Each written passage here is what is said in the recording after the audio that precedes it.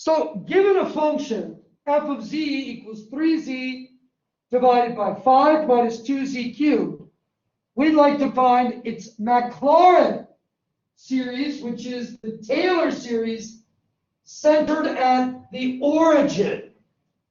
We'd like to find its radius of convergence and the values of these four derivatives at 0. Okay? So all these are related to each other. We first look at this function and see if we can make it look like one of our building block series. Well, it looks sort of like 1 over 1 minus box. Remember,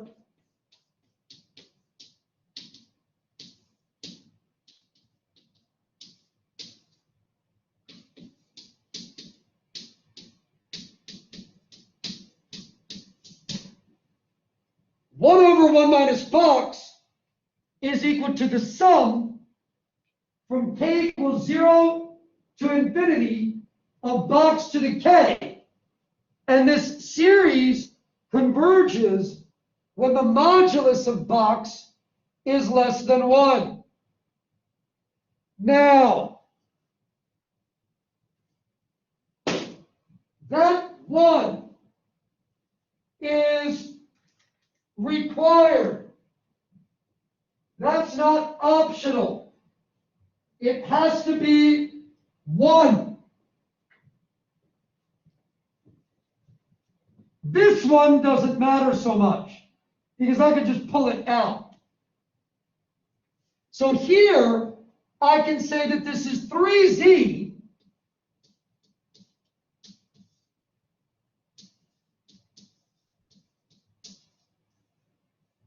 times 1 over 5 minus 2z cubed.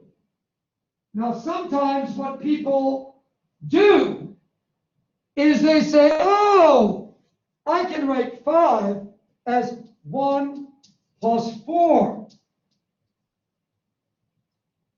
And then they try to do a geometric here. That won't work because it won't give me powers of z. In order to get a Maclaurin series, I need to have powers of z. So this manipulation doesn't work. As an alternative, we can do something similar to what we did here. We said 3z was 3z times 1. And then we pulled the 3z out front. So we're going to do that here as well. We'll say 5 is 5 times 1.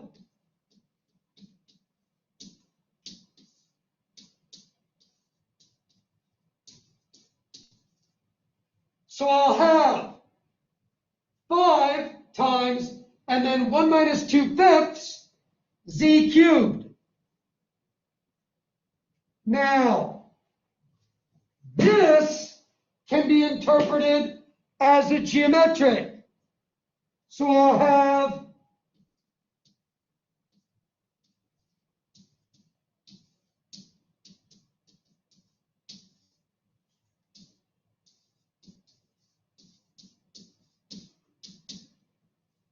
just like that. It will converge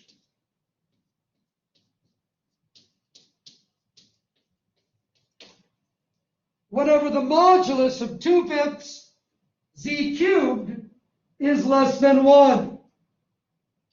So the radius of convergence would be the cube root of 5 halves.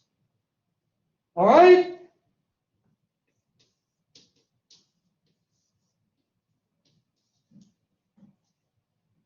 Because we multiply by 5 halves, we take the cube root. We can simplify this series by rewriting it like this.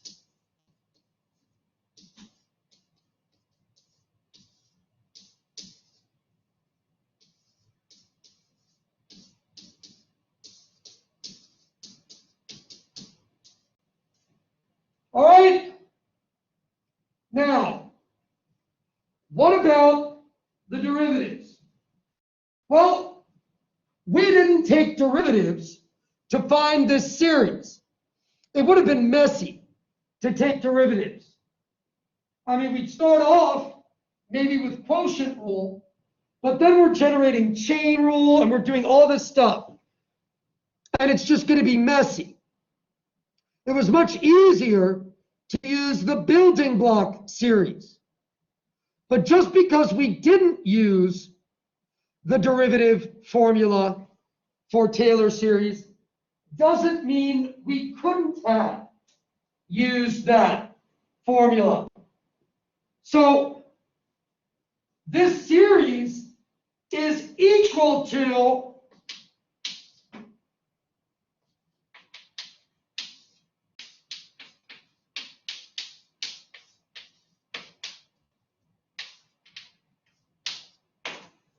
that series.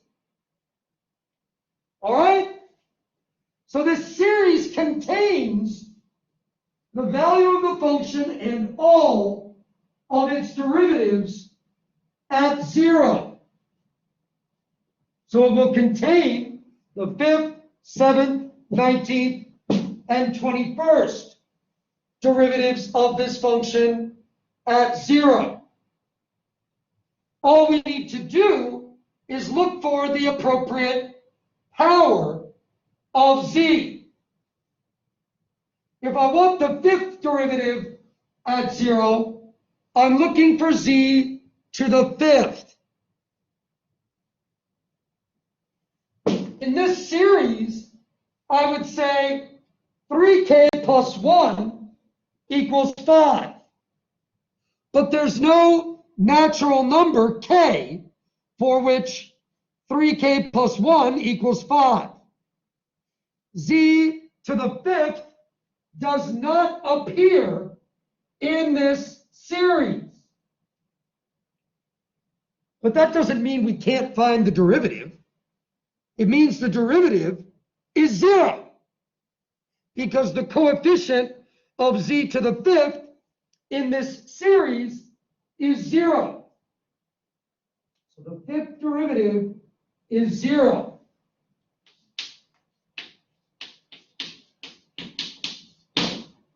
What about the 7th derivative at 0? Well, I need z to the 7th. Z to the 7th has k equal to 2. So I would say 3/5 times 2/5 squared z to the 7th is equal to f 7th derivative over 7 factorial z to the 7th. And therefore,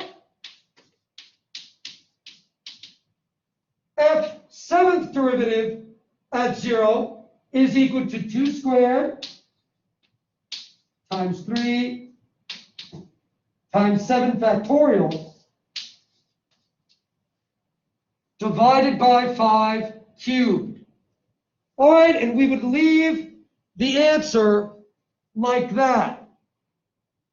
What about the 19th derivative at 0? Well, I would need 3k plus 1 to equal 19. So k would be 6. So I would have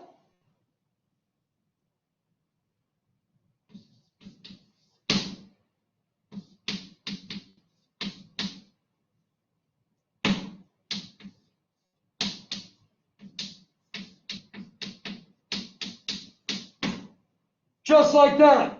And we could write it in another way.